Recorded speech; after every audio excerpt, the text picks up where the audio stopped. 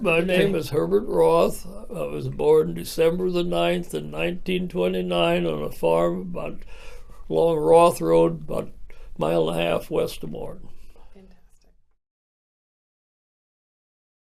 Fantastic. We were out on the farm, and I was out with my dad out by the cattle feeding lot, and Mother come out of the house down and told my dad the banks have closed. Somebody called her on the phone and told her the banks have closed, and she said she only had $35 in her pocket book for all the money they had. And Dad said, well, just don't worry about it. He says, we got all the food, vegetables in the garden and stuff that we don't do anything. He says, the banks will open up, so you don't need to worry about it. Just go back to the house. They don't. And that morning we had loaded out some horses. My dad had traded horses and cattle, and we'd loaded out some horses to a fellow from Wyoming, Illinois. And it was a team of horses. He got it, loaded in his truck, and took them home. And that night, then when we were eating supper, the phone rings, and this mom says, wants Mr. whatever his name was, wants to talk to you. And he told Dad, he said, the banks are closed. My check I gave you is no good. He said, I'll have to bring the horses back. And Dad says, no, you just keep the horses up there. That'll be fine. The banks will open up again. Okay, the guy said, that's right. So Dad went, that's what he did. He hung up. And my mother says, now, why did you tell him he could keep them horses? Well, he said, number one, the banks are going to open up, and number two, if he brings them back, then we have to feed them and stuff. So just let him feed them.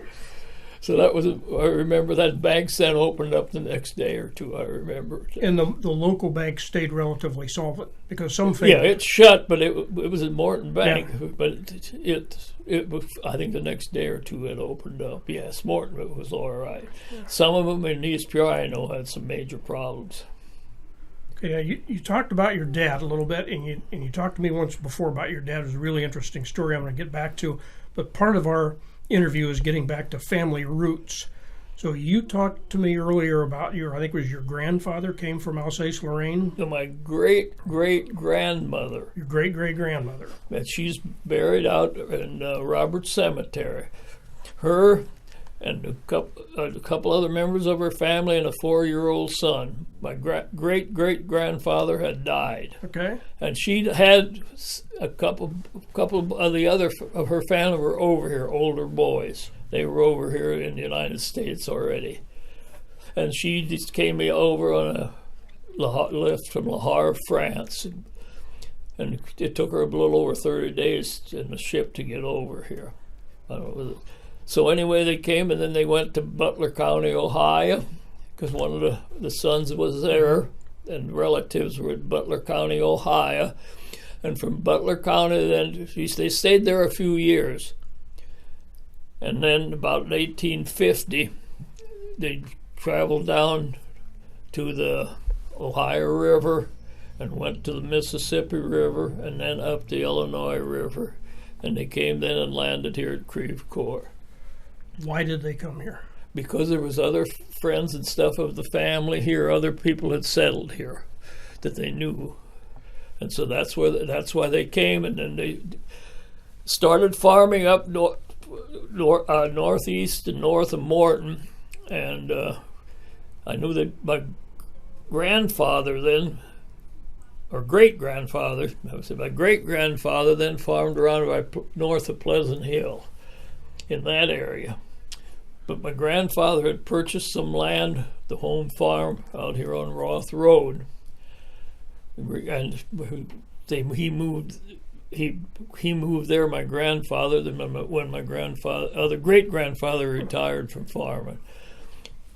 And so then my uncle lived on the farm. That was a home farm, and lived on the farm, and then we moved over then when I was in high school over to the home farm. And when your family came from Alsace-Lorraine, your mother's side, your grandmother's side, this was all part of the Mennonite movement out of Switzerland? Yes. They moved on account of the young men had to go to the army and stuff.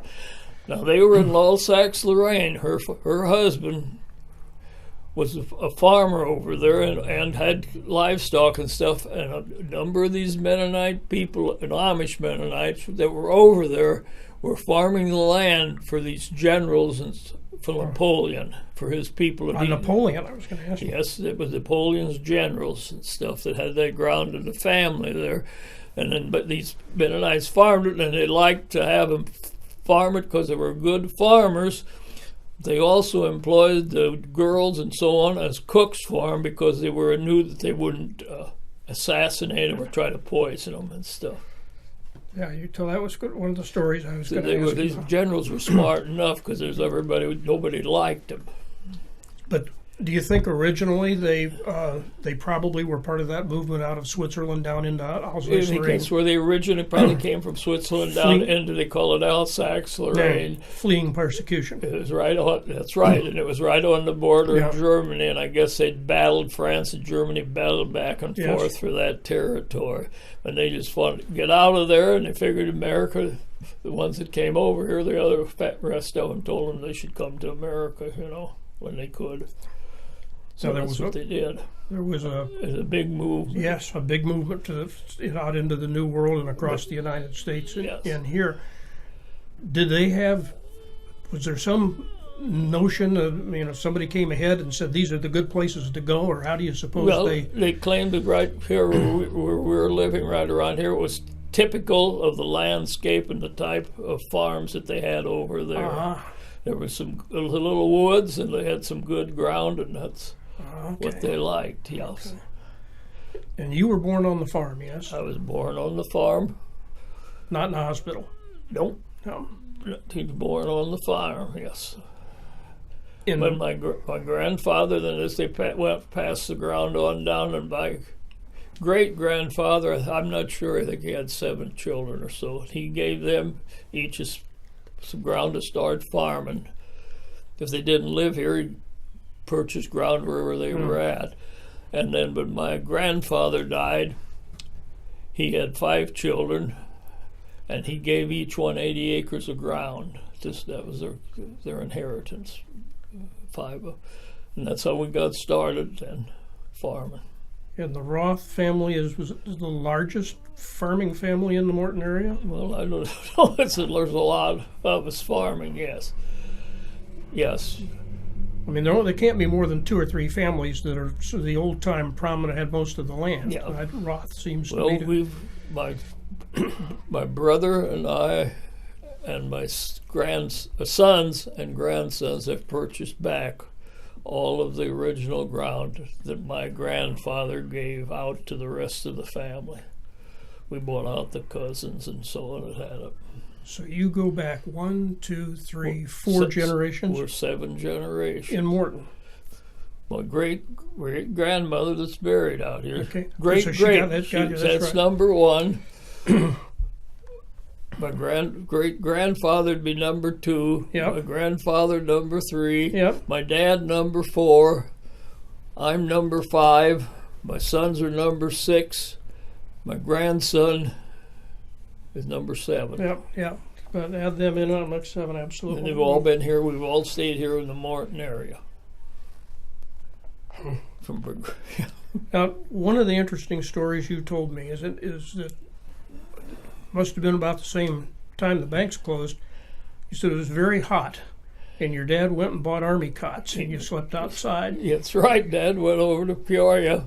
We probably took some livestock, hogs or cattle over to Peoria, and he came back with 4 army cots for my mother, him, and my brother and myself. They cost 50 cents a piece. It cost him $2, and we slept. That was in '36. It was so hot that summer and dry. And we slept outside because we had no fans. We had electricity, but we never had any fans or nothing. And we just slept outside. Had a screened-in porch, but it was cooler outside than on the screened-in porch. So we slept outside and fought the mosquitoes and whatever. You bet. So you had electricity. Did you have electric lighting? Electric. Did you have electric lighting in the house? Yes. Yeah, okay. We were fortunate there, and in that time, up at the high, where the junior high is now, Yeah. that was all grass in there, and the town, you'd drive up in the evening, and that was completely full of people with laying out, was going to slept out all night on that whole ball where they used to play ball back. Yeah. That was totally full. They'd go there because it was grassy and it was open. You could get air, see? Yeah. What little air there was. Did you farm with horse-drawn plows, or did you go into tractors? My dad, they were great horse people. He traded, like I say, he traded horses, ponies, and cattle and stuff. Yes, I cultivated corn with horse draw. That's how I got started. One row at a time, 2 horses. That's how I got started, and we progressed. That we had a tractor, Farmall, it was called Farmall at that time, 1020, for the heavy work, but for in the field planting corn and everything else, except heavy cultivation, we used horses. Yes. And that was a skill. Yes. But that's where you learn how to farm. Then we got tractors and finally got a 2-row cultivator. That was something. Had an International Farmall F12 tractor, they call it, and you cultivated 2 rows. And I was able to do that. So that was one of my jobs, is cultivating corn. So you and Don grew up sharing the farm chores. This is brother Don. That's right. And you both farmed, Yep. had your own farms Yep. in the end. And I then, farmed till I was 65, then I retired and let my boys started. Herb, I've never seen you retired from anything. You're just doing a different job. I bought the grain company in 1965, and tell me a little bit about that. I know you were farmers, but you got the grain company, and I think you had some other business interests. How did that all develop? Okay, well, I missed the first semester of high school because I had a severe case of scarlet fever. Ooh. And they had to quarantine the house, and you had to go through all that. Yep. So I missed the first semester. I was terribly ill. So then I went back and had to make up that first semester. I went back in January when the second semester started. And then I took all hard subjects, 2 years of Latin and all the mathematics through trigonometry and stuff. Because my plan was to go to Bradley University and become a lawyer. That's what I wanted to do. But my dad said, I just got out of school, it'd be good if you could help here at home for a year. Yeah. The war was over, but it was still hard to get people to help. So you help for a year here. It was the Second World War. Yes. And you help at home for a year. So my mother agreed to that. So I said, okay. Well, then a friend of mine, friend of the family, had half interest in a corn sheller, where we went around to the different farms in their cribs and shell corn. And he come and he says, I'll sell you half interest in that. My half interest in the sheller, he was in with his brother-in-law, who was a little older, for I'll sell you my half interest for $2,000. I was 17 years old. My brother Don was 15. He was still in school. So I said, I don't have no money. But Dad said, you go up to banking. He says, I won't sign a note for nothing for you to go up to the bank. So I went up to the bank, never paid much attention to it before I went in there, and I said, I need to borrow $2,000. For what? I said, half interest in this corn sheller. Okay, we'll loan you the money, but we'll probably never get it back. Well, that might be, I said, but you got a good name, and your name, so from your parents, you know it, so he loaned me the money for $2,000. So we owned half interest in that corn sheller. Well, we bought shelled corn for people, but we always had to hire trucks, and we hauled a lot from the sheller. We hauled into Morton, or back, or wherever the farmers were, and into Pekin. So you needed trucks. So the first thing I bought was a truck. As soon as I was 18, I bought a truck because I could drive it, and stuff. And then Pretty soon I needed another truck. I bought two, and we did a lot of hauling then, like for Howder Grain here in Morton, which I purchased from him in '65, and Morton Co-op, and elevators around. So we got pretty busy trucking. So we started trucking, and then we got in with Libby's hauling peas, sweet corn, and some pumpkins. But we wasn't too heavy on that because we, in the fall of the year, when they were doing pumpkins, which they do it later than they do now, we were busy harvesting corn and hauling corn, so we didn't get in that. And then I took over the total hauling of all the silage from the sweet corn through the whole season, from 4 o'clock or 8 o'clock in the morning till 4 o'clock the next morning, 20 hours a day. We had to have guaranteed we'd have trucks there all the time to haul the silage away. They used to have a silo that they put it in at first, but they tore that silo down and everything had to be hauled out. And we had the contract for that for years. We hauled it out to the farmers, pushed it up. We had a Caterpillar, pushed it up and piled it, bunker side, however they wanted it. So we got involved in that. So we got in trucking then, and that we did a lot of grain hauling and so on. You mentioned shell corn. A lot of people who will be looking at some of this historical information may not know what shell corn is, so you might want to just elaborate. The farmers picked the corn in the ear. First we picked by hand. When I first was a young person in grade school, we had to help pick corn when we got home from school, or else even in the morning before school we'd have to make a round with somebody to pick, throw it on a wagon and put it in corn cribs. And then the thing was, you had this sheller mounted on a truck. You went from farm to farm and shelled the corn off of the cob. So the cob was waste and the shucks was waste. So we bought a truck to haul the cobs out for people, and I made a special screened-in big wagon for shucks. So the yard was clean, and that was very popular. And we had a very good business house. We were the first ones that had that.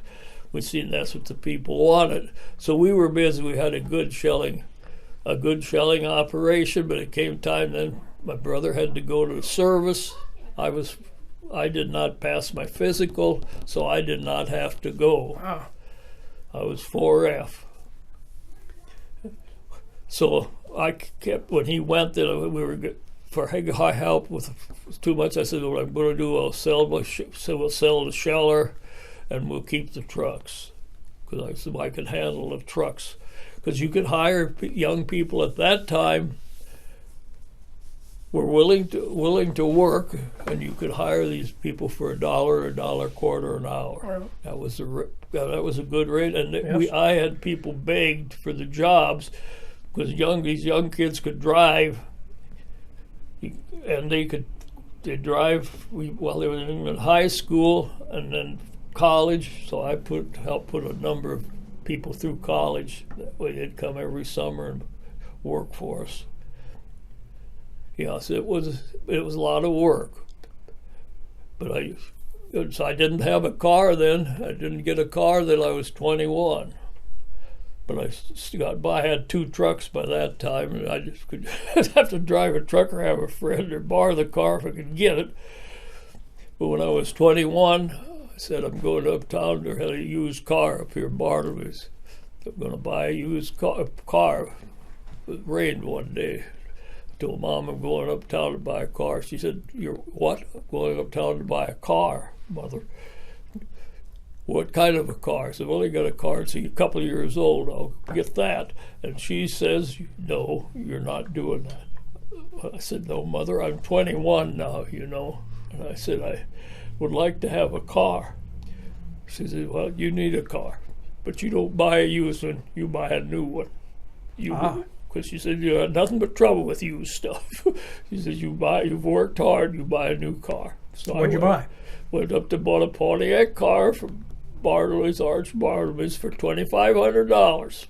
That was in 1950. 51. That was a good year for Pontiac, as a matter of fact. Yeah. So I bought the car. It didn't come then until if cars were hard to get. That was in the fall of the year, and I didn't get it till February. After the war, yes. Rare. I could not get it. So that was my. And I owned a car then, because I was earning money to pay for it myself. So that's how I got a car. But you just got by. You mentioned a couple of minutes ago your dad said go to the bank, but I won't sign a note. Was that because the ethic that you sort of do it on your own? You do it on your own. Yeah. If you want to do something like that, well, so that's what happened. I was the end of being a lawyer, see, because I'll tell you, it was a very we did well. It was a real good business, and we did very well on it. But I could see picker shellers were coming in. People were starting to shell their corn and dry it in dryers. This was all happening. I knew these cribs would soon be obsolete and they wouldn't be the thing. It just worked out. When he went to the army, it was just a good time to sell out. But it was still good yet for a while. The people that bought it did very well yet, because it was slow revolution. It didn't come where everybody didn't just buy a combine and shell their corn themselves. See, the olive grain business wasn't ready for it because they had to have dryers to dry it. See, and that all took time before that all took place. After that, we bought first we had a sheller behind the picker, and then we finally went and bought a batch grain dryer. That was in 55. Bought a batch grain dryer so we could dry our own grain, and then we went to continuous flow. We did this all just for ourselves out on the farm because elevators didn't have it.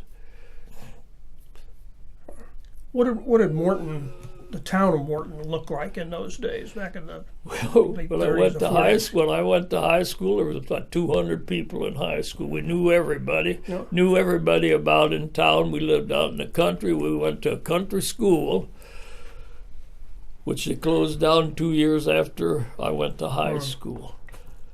And I really didn't know the kids in town and stuff, but we got acquainted. The farm people usually had brought their own lunch. The town kids had an hour off for noon, and they walked home. But us people from the country, we had to bring our lunch and stuff. So we all went to the study hall and sat in the corner of the study hall. All the farm people had a good time together, boys and girls. Who were some of the families that you remember from those days? I just read Ken Opperman's book, and he was talking about some of the people he ran around with. Well, they were Getzes and Rapps, Witzicks. Those are my friends in town. I knew. And they were mostly farm and small business families? Yes, they were business families and some farm families too. Well, the Yorty families.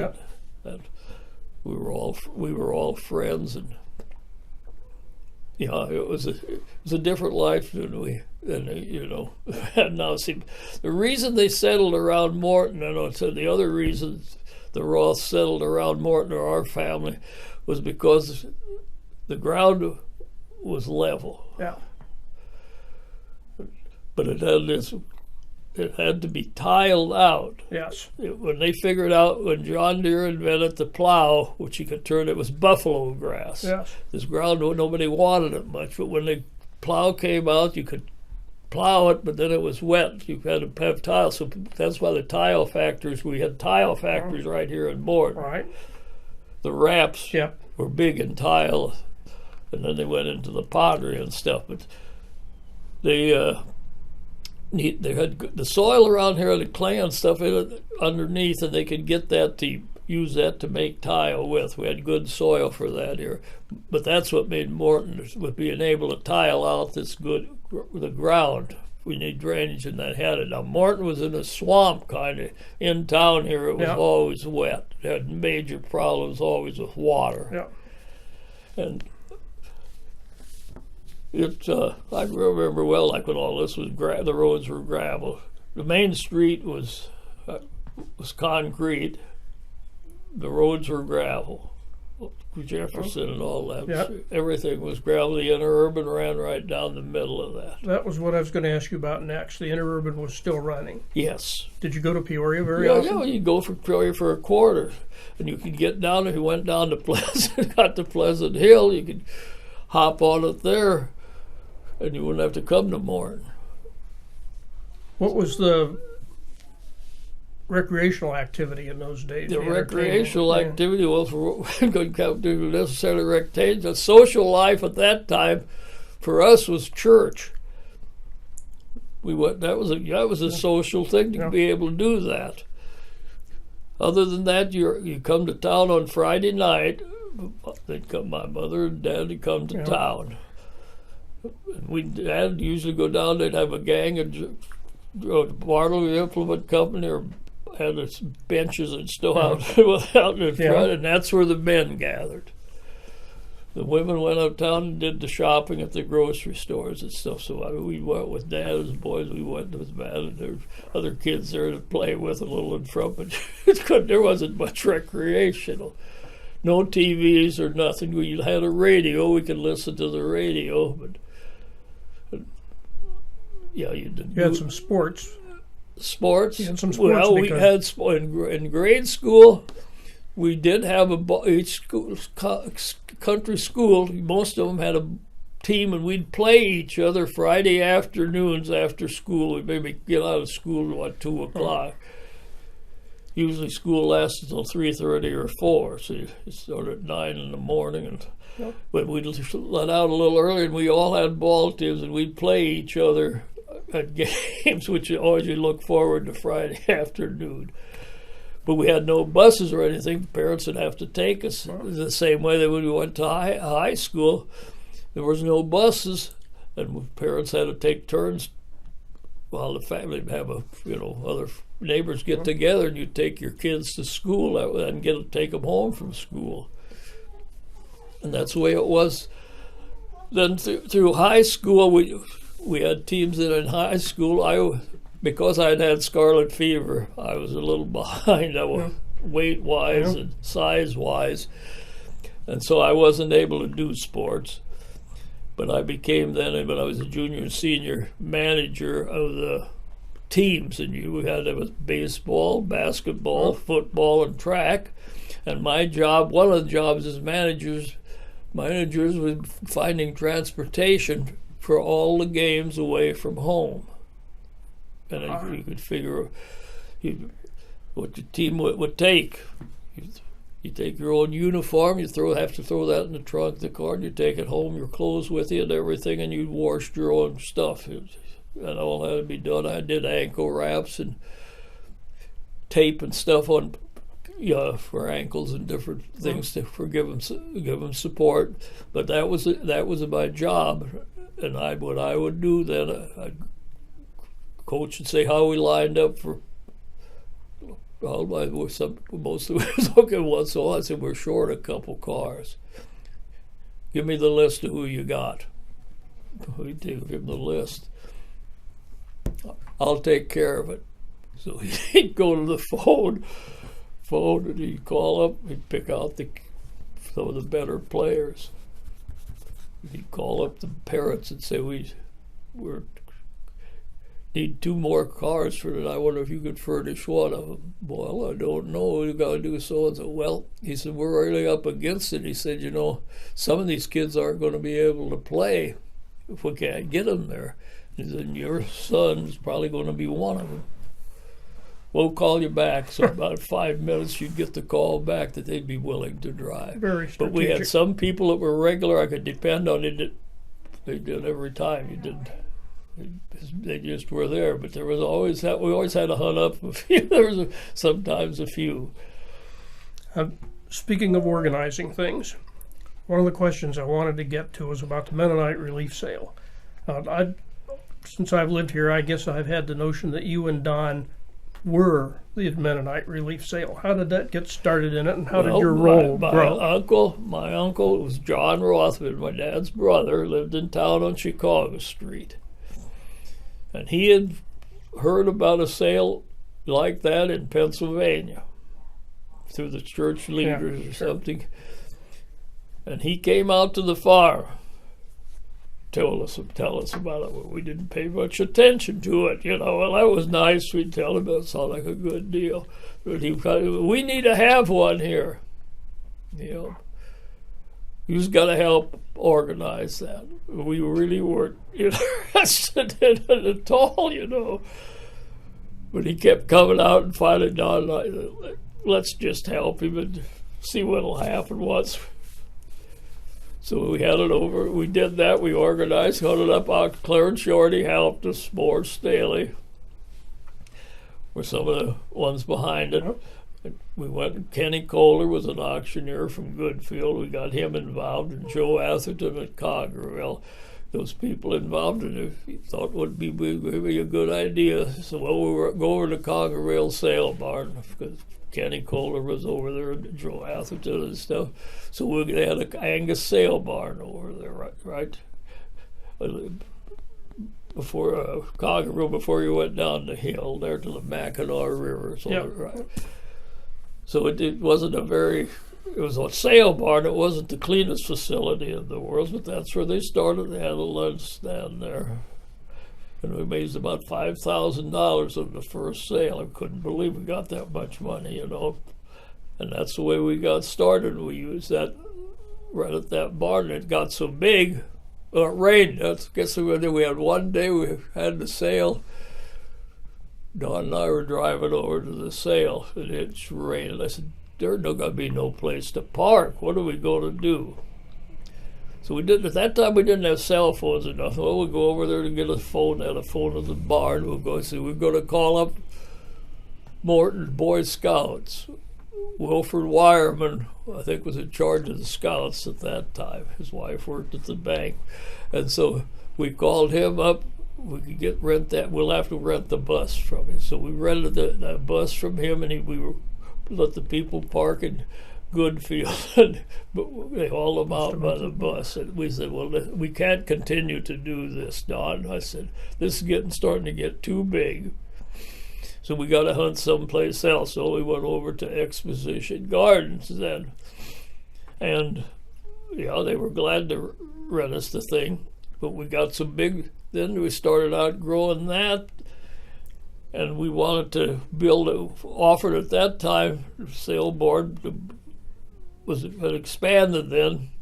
And we offered at that time to build a building, insulated building over there, big insulated building, and build on theirs, and we'd pay for the building. It'd be our building on their property, but they could use it if they wanted to for their fairs and stuff. But their board would not do that. They would not go along with that. And we were getting too big for that because we needed more room. So that's how we ended up at the Civic Center in Peoria. Then they were building that, and we went there then. And we were able to. That's where it was when I moved here, That's right. And we had then that Civic Center, and we had a contract with those people for 5 years at a time. And then they got the idea that they wanted to have the ball games. And we did not, our date, we always was the third weekend in March. And we were kind of set up for that. The people were used to it. The people who worked, it was a good time for them. They weren't farming yet and everything. And we did not want to change the date. And they said, we're going to have it. We had 2 years to run yet on the contract. Maybe 3 years, either 2 or 3 years. And we told them, hey, man, we got a contract with you people. You can't do this. And they said, well, we're going to do it. We know you people are Mennonite people and you won't sue us, so we're going to do it. So did you sue them? No. We had the right to, and we'd have won that big because we had to say the cost of money, but no. I said, just forget it. They're right. We won't sue them. But I said, they're building an interstate center over at Bloomington. And let's go over there. So we went over there and talked to those people, the Farm Bureau, and was building in their fairground and building this big concrete building there. And that's how we got over there. They were glad to rent it to us. But some people won't come, because it was 30 miles or 35 mile to drive. I said, I know we'll lose people there, but maybe we'll gain some from around that area. So that's what we did. We didn't lose. We gained enough to cover what we lost there. It got bigger. Had it for a long time in their center over there in that burger. Well, then that was sold, and an apostolic bought it, and we still had it there. And then he sold it back. The Farm Bureau people, they bought it back again. McLean County Fair bought it back, but it did not. It's like a lot of these organizations. Sometimes they don't go too good. They it takes somebody to manage it and rent the building out more than just for the fair. And there was problems there with renting it out, and the board didn't get along. And so then Berkey Implement Company bought it, and then they still let us use part of their building, but not the whole thing. So we had these other buildings though that we used, and they got, so we can get along with what we got. It isn't as big as it was. We had to cut back on things because we just don't have the room. You can only. Now, there'll be people who will see this who really won't know what the Mennonite Relief Sale is. So how about just a little description? What purpose did it serve? I know it benefited a lot of people. Well, we got in the nationwide. We got Mennonite Central Committee. And we gave them, and they do relief work in the United States, and I forget how many other countries. A lot of countries got a lot of people involved out on the field in different countries doing relief work, showing people how to plant, how to do things, drilling water wells, stuff like that, sanitary systems and stuff to help the people. And that's what we benefited, and we gave them all of our money, 100% of it. And then we decided we had poverty here in the United States, and people needed help, so we decided to go to 20% to local food banks and stuff, and the other 80% to them, and they were happy with it. And there was sales in about every state. There's a lot of sales. Yeah. So it worked out real well. I was on the board for 20 years.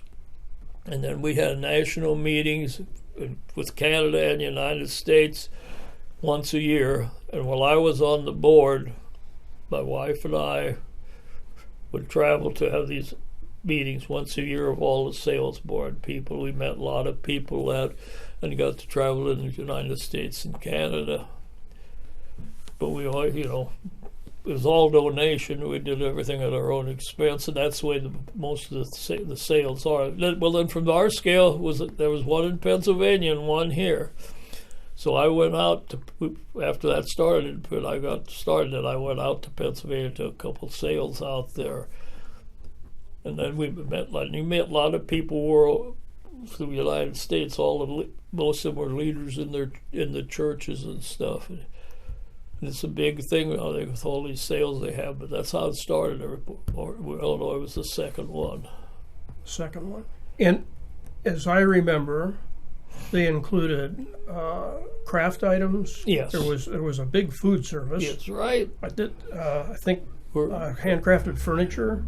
What are some of the things that it included? Well, you'd have this furniture. We bought a lot of furniture from Arthur, Illinois. They made handmade art, and that sold pretty good. But we also got into the quilts. Quilts were a big thing, and we got involved in that. In fact, right now I have a place where I can obtain quilts.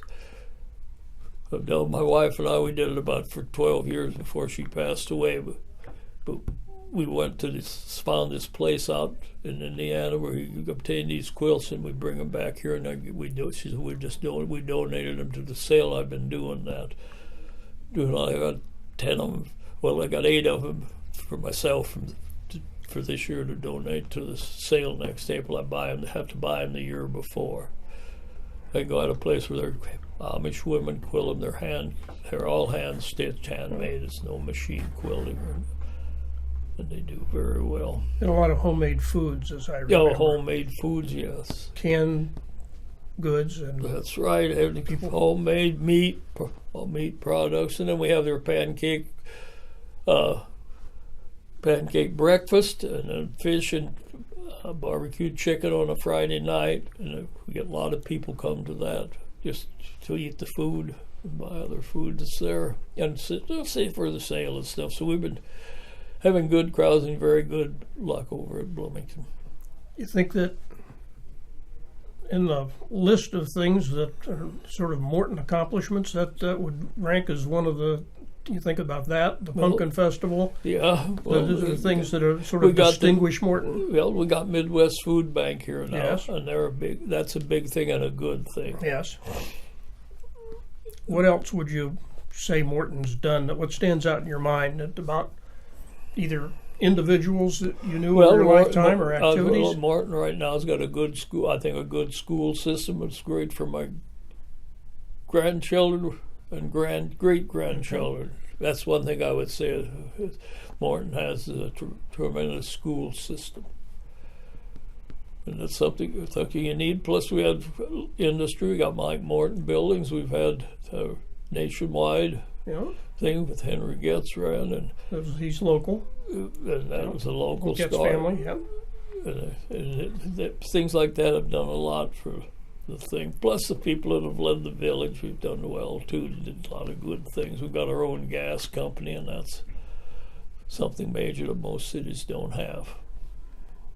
You know, when I served in the 20 years or so I served on the Plan Commission, and the 2 terms I served as a trustee, my observation was that as far back as you could go in Morton history, you really could not find any cases where the government, any examples of corruption or people serving their own. There was a characteristic about Morton who tended to produce honest, forthright people who went beyond their own interests. How would you characterize it? And you had people that were able to look ahead and do the right things.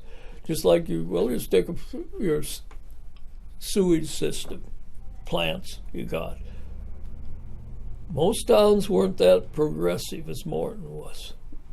My brother Don served as mayor. Yes. But he says Morton is most people, he said, it's cost us a lot of money. He said, for these plants we put up.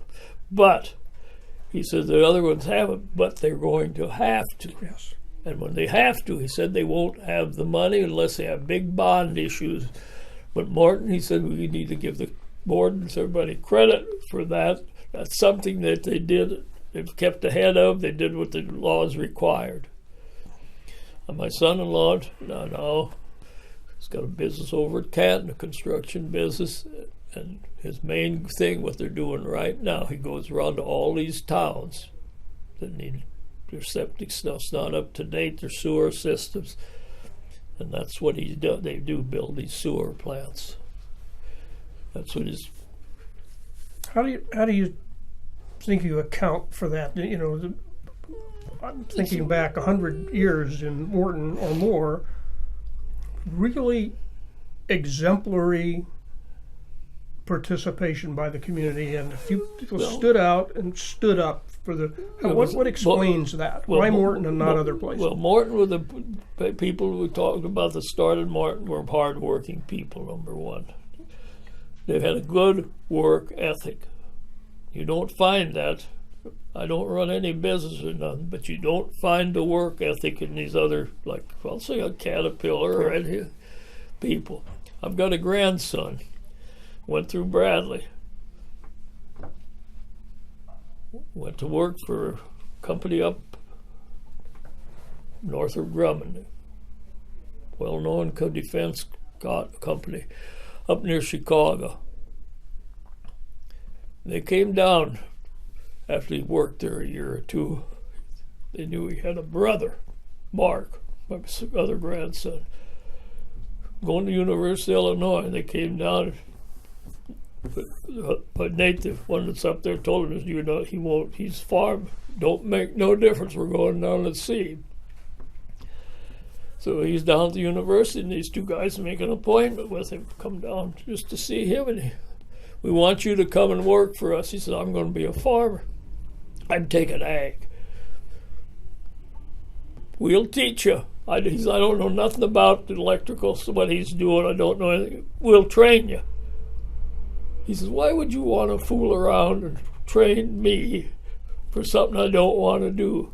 He said, why? Because, he says, we know you, your brother, we know the work ethic you got.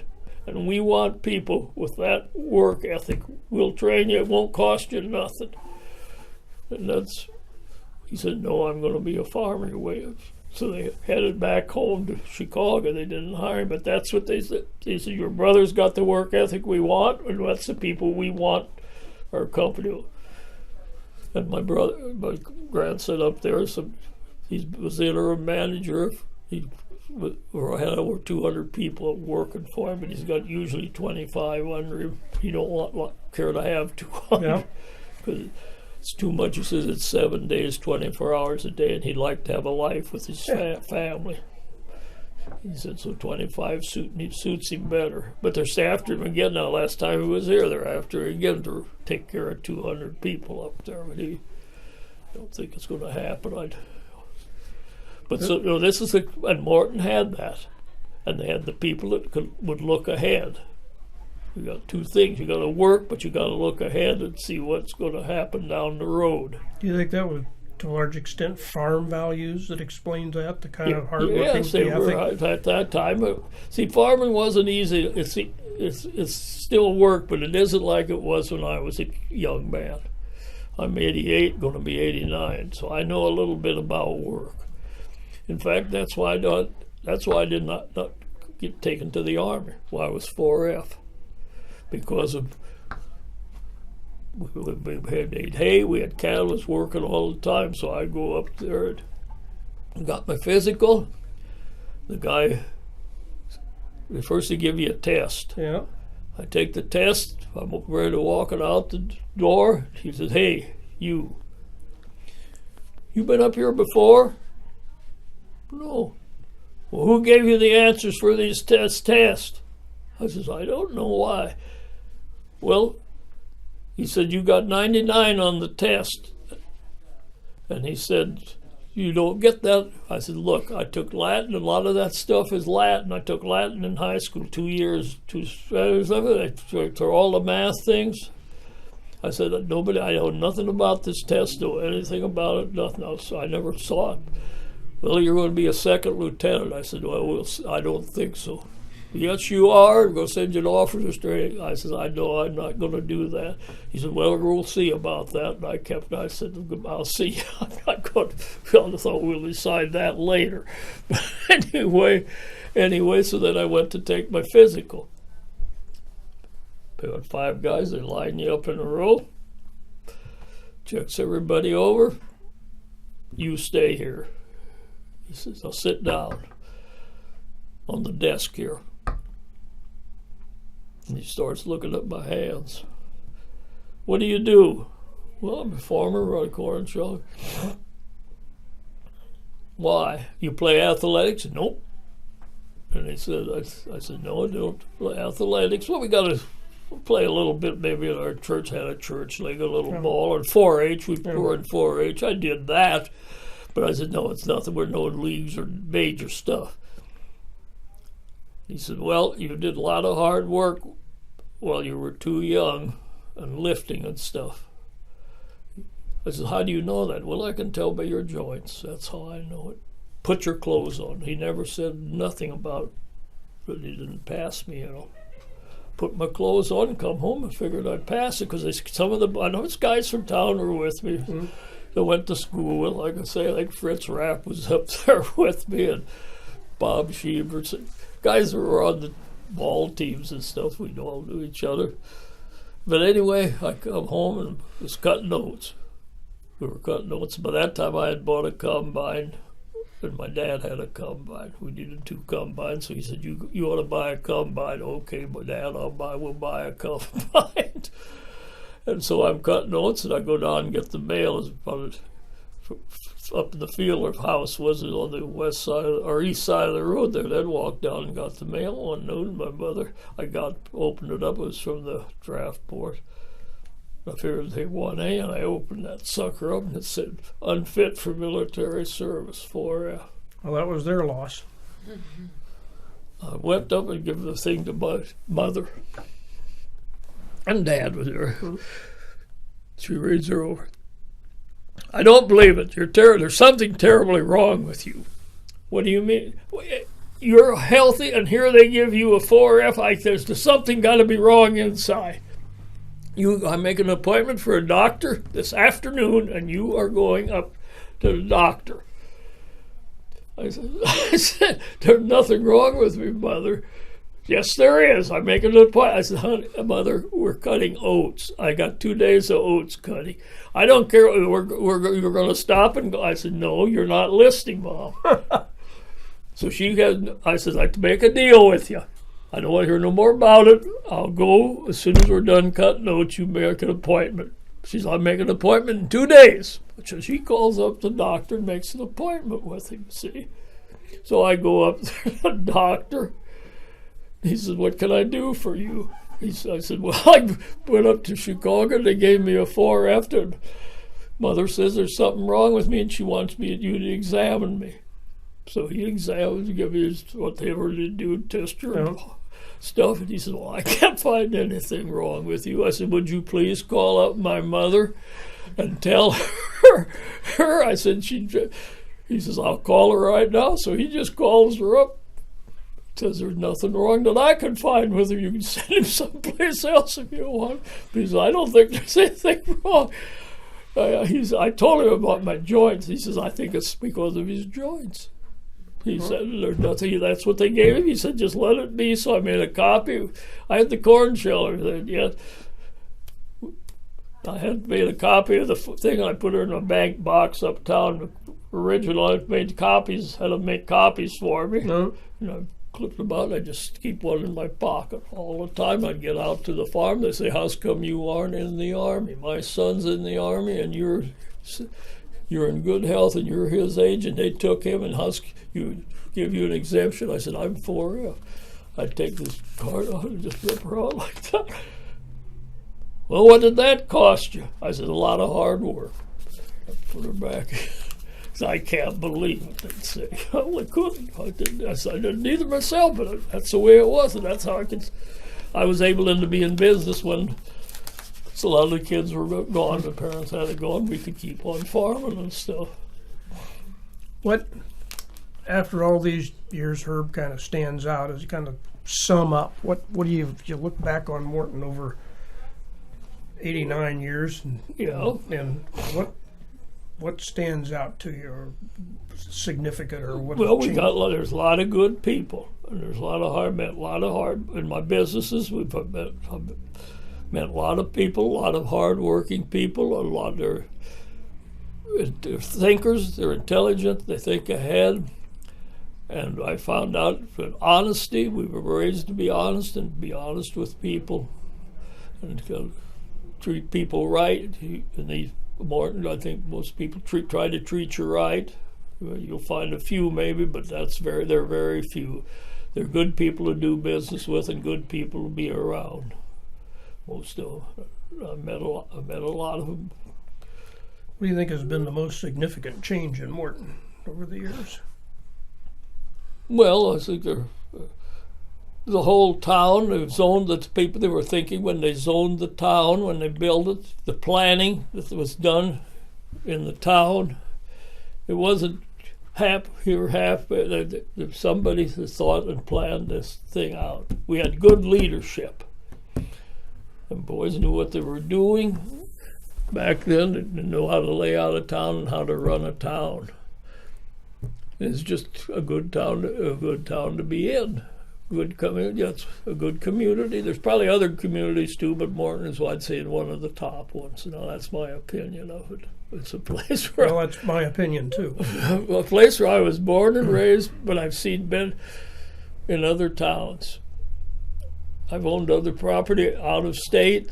I've been in their towns, and I know what their towns are. They're nothing like. Nothing like Morton. Well, and I think Caterpillar came to town, and that's helped the for financially has helped Morton, and it's been a good thing for Morton, and Libby's plant, Nestle, and Morton Buildings.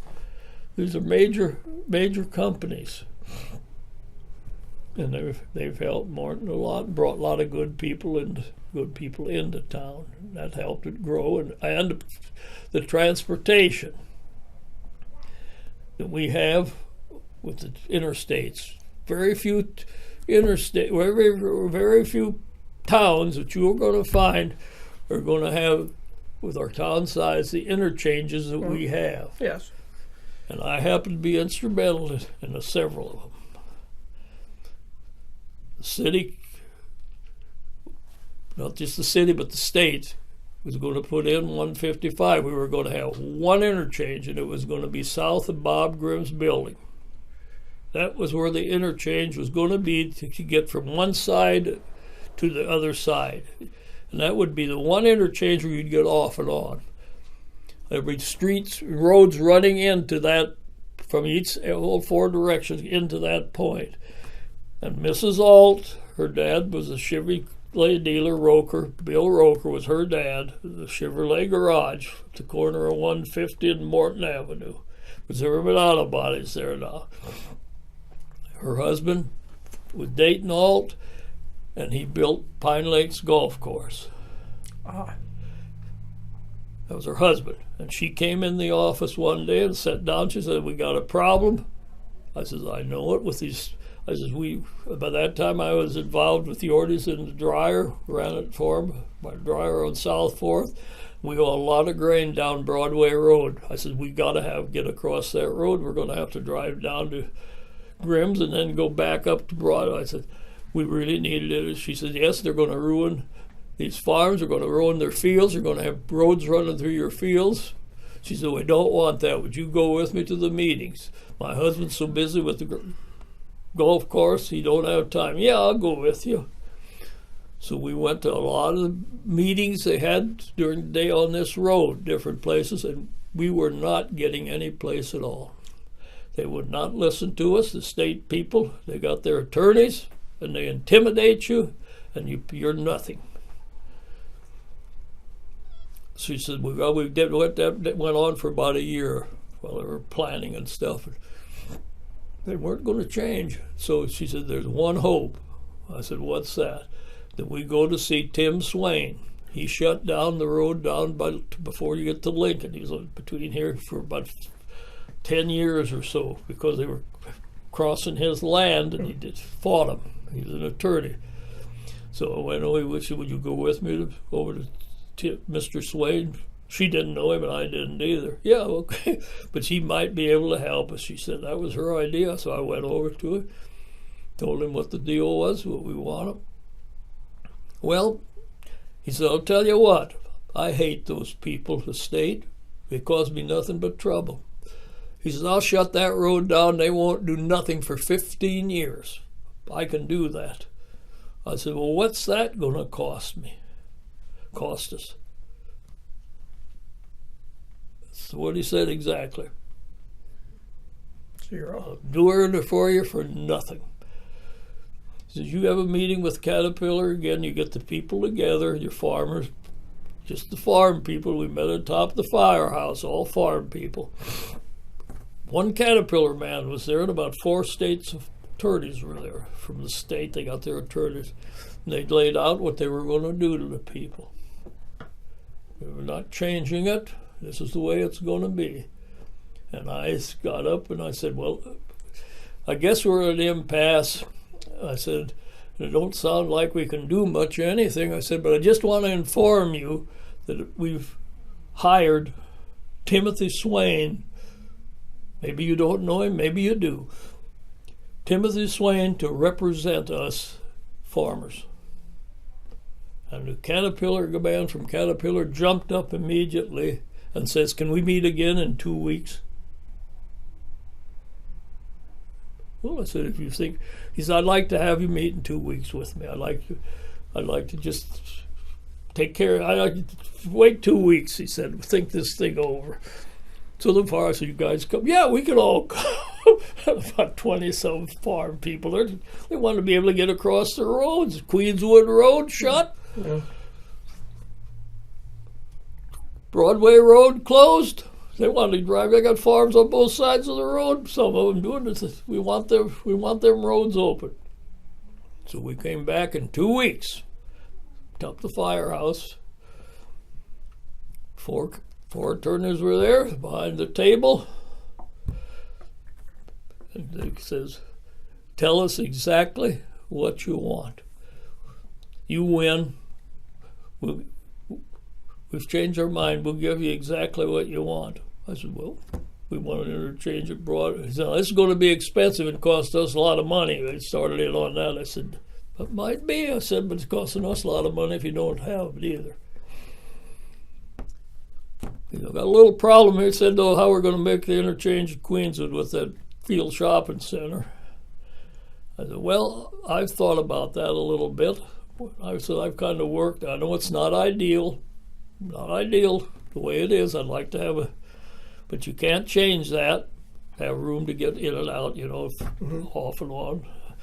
But I said, "I kind of drew that out for you." "Well, how are we going to?" I said, "Here, I'll give you my drawing, and you can talk about it and come back. It means you're going to work with us." I said, "We can probably." So I had that drawn out. I got a copy of it yet, what I drew out for. It's kind of right about the way it is. The only thing I did, I had Queenswood Road on the west, coming from the west on Queenswood Road. I had a thing where you could go south on 155 rather than down Main Street.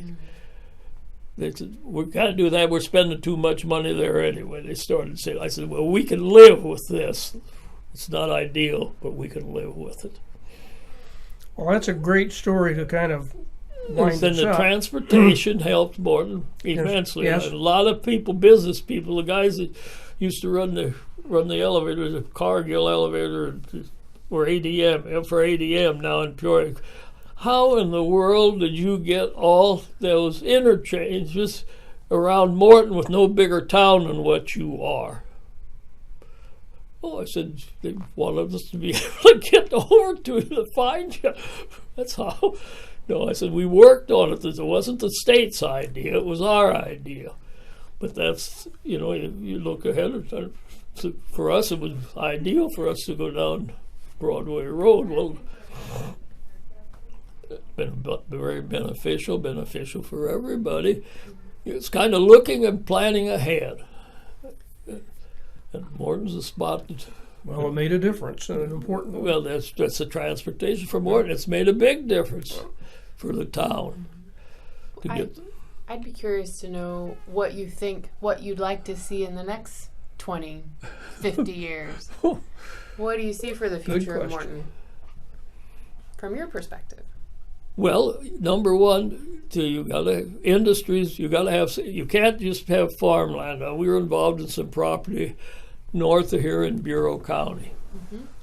Their farm taxes are twice and more than they are here. Okay. We got my son and daughter-in-law got some property there. They mow the farmland. But sure, I said, why should they be? I said, number one, you got a lot of little towns. They're all farm. Princeton's the only town you got, and I said, it don't have much industry or nothing. And who do you think, that don't pay the bills, guys. You've got to have some industry. You don't have it up there, I'm sorry. I can't change where your ground's sitting. I don't know nothing care about that. But you got to have employment for people. You've got to have some industry. Yep. If the industry had shut down, let's just say some Caterpillar decides they're going to shut the plant down and move her somewhere else, you see where you're going to be. Just like when they closed their office building and moved up to there. That hurt Peoria bad. Sure, the hospital now come in, but sure, they're getting people that's got place put them in place in the industry. They're going to bring people back. You've got to have some time, you've got to expand industry. I got a deal, I'll just tell you right now. I got an interest in property right south Main Street. Casey's came to us and asked us if they could buy land across from their store. Mm-hmm. We made the deal. We started in October and had everything ready, contracts ready to sign, had agreed on everything. They were going to spend $6 million right across from the Casey store, now put in the type of store. They wanted 6 acres of ground from us instead of a little square like they got. I guess it would be a big time deal, had everything ready to sign. They got a new chief financial officer, and he canceled her just like that. And they had invested, Farnsworth has invested a lot of money in it already. We've had a lot of, they just decided not to spend the money. But that's the kind of stuff you need. That would have been a boon for the south side of Morton.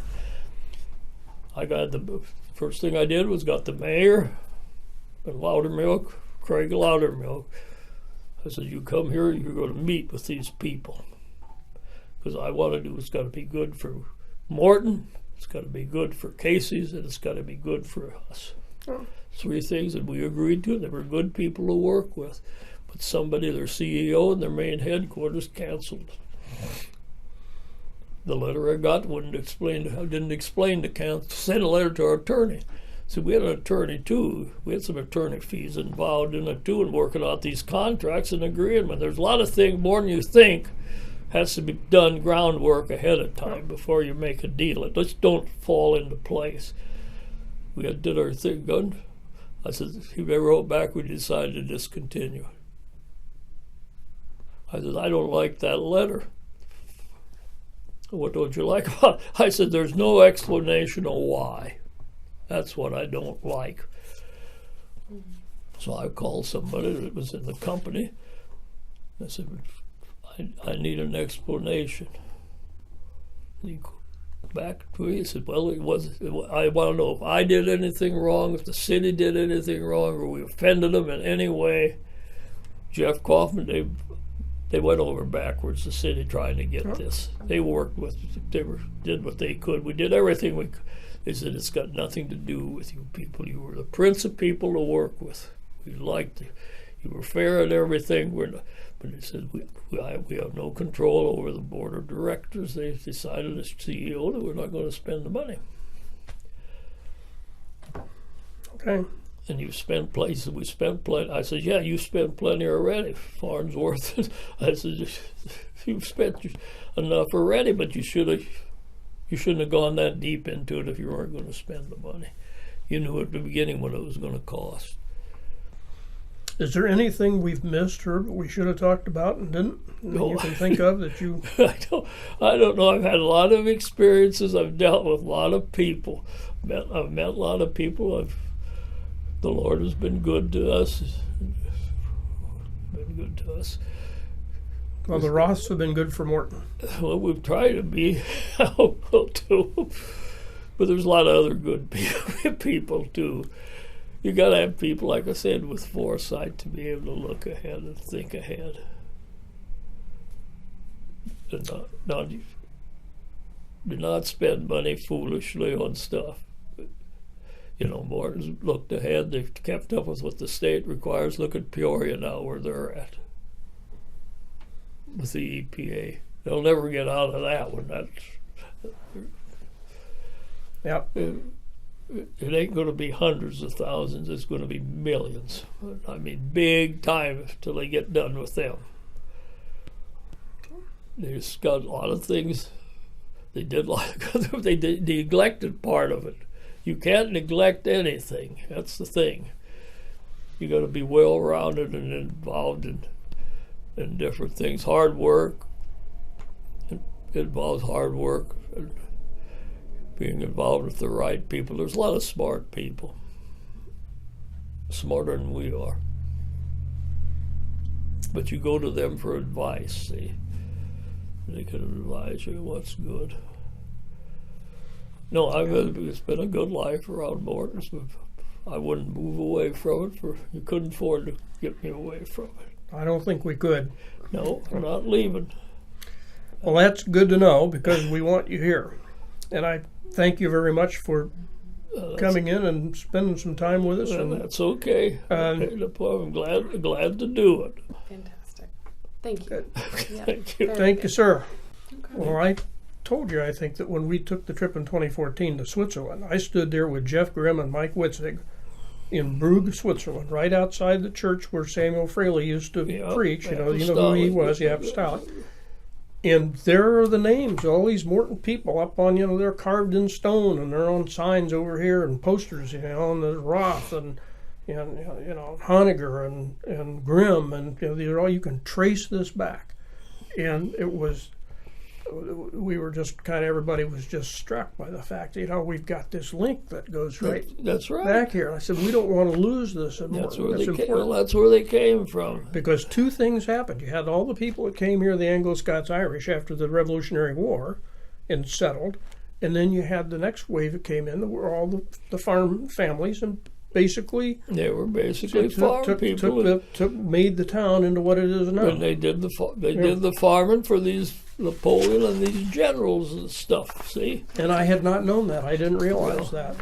and they cooked for them and stuff, and they were very connected with them. But they did not go for military service. That was their belief, Right, yeah. and that's the reason that 90% of them left. And that was one of the reasons they were persecuted. That's in right, Switzerland. and that's why they wanted to get out of there. And they knew over in the United States, or in America, they wouldn't be persecuted. Yeah. That's why they came over here. They just amazing. ventured out on their own. Then they had the vision. Brave people. It very much so. worked out for them, but that's life. Very good. Thanks, Herb. That's Always- okay. If you I need always enjoy anything talking else, to you. give me a call. We'll do it. Absolutely.